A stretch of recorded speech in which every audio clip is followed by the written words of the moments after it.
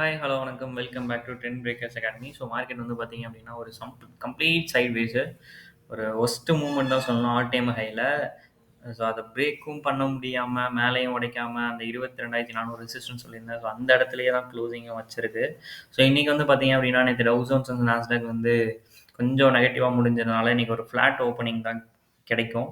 So flat opening. So 22,400 அப்படிங்கிறது வந்து support லெவலா ஆக்ட் ஆகும் மார்க்கெட்டுக்கு.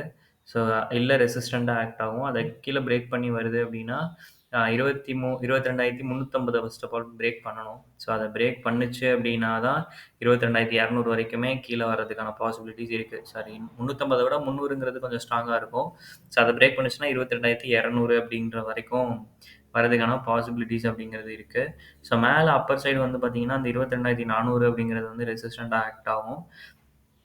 ஸோ அத ஃபர்ஸ்ட் ஆஃப் ஆல் அவன் பிரேக் பண்ணணும். அத பிரேக் பண்ணல அப்படின்னா 450. ஓகேங்களா? 450ங்கிறதுமே ஒரு ப்ராப்பர் ரெசிஸ்டன்ட்டா தான் இருக்கும்.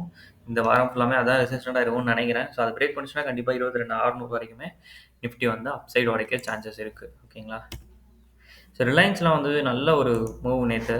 ஸோ 3000க்கு மேல ஸ்ட்ராங்கா new all time high register பண்ணியிருக்காங்க. ஸோ பேங்க் நிஃப்டி வந்து ஸ்டில் வந்து 47,300 அப்படின்ற லெவலுக்கு மேலேயே சஸ்டெயின் ஆயிட்டு இருக்கு.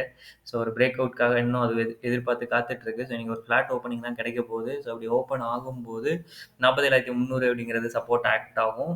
ரெசிஸ்டன்ட் வந்து பார்த்தீங்க அப்படின்னா 48,200 தான் பேங்க் நிஃப்டிக்கு. ஸோ ஐடி தான் நேத்து வந்து சுத்தமா பெர்ஃபார்மே பண்ணல. பேங்க் நிஃப்டி கூட கொஞ்சம் ஓரளவுக்கு ஓகேவா இருந்தது. ஐடி வந்து அண்டர் பெர்ஃபார்மன்ஸ் நேத்து. கம்ப்ளீட்டா வந்து அந்த ட்ரெண்ட் லைன் கீழ திரும்ப வந்திருக்கு. ஸோ இன்னைக்கு வந்து ஃப்ளாட்டா தான் ஓப்பன் ஆகும். ஸோ ஃப்ளாட்டா ஓப்பன் ஆகும்போது 37,600ங்கிறது ரெசிஸ்டன்ட்டா ஆக்ட் ஆகுறதுக்கு வாய்ப்பு இருக்கு. ஓகேங்களா? ஐடில.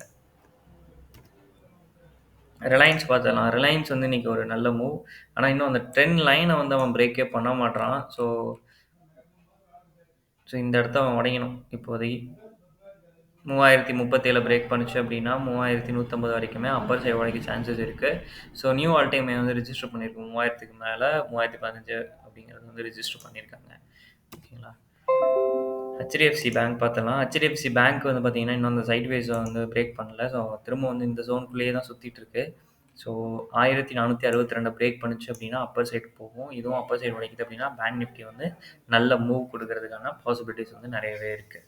ஓகேங்களா? ஓகே. நிறைய பேர் வீடியோஸ் பார்க்குறீங்க. உங்களுக்காக யூஸ்ஃபுல் கண்டென்ட் போடுறவங்க ட்ரெண்ட் பிரேக்கர்ஸ் அகாடமி இது வரைக்கும் நீங்கள் ஃபாலோ பண்ணல அப்படின்னா ஃபாலோ பண்ணிக்கோங்க. தேங்க் யூ ஃபார் வாட்சிங்.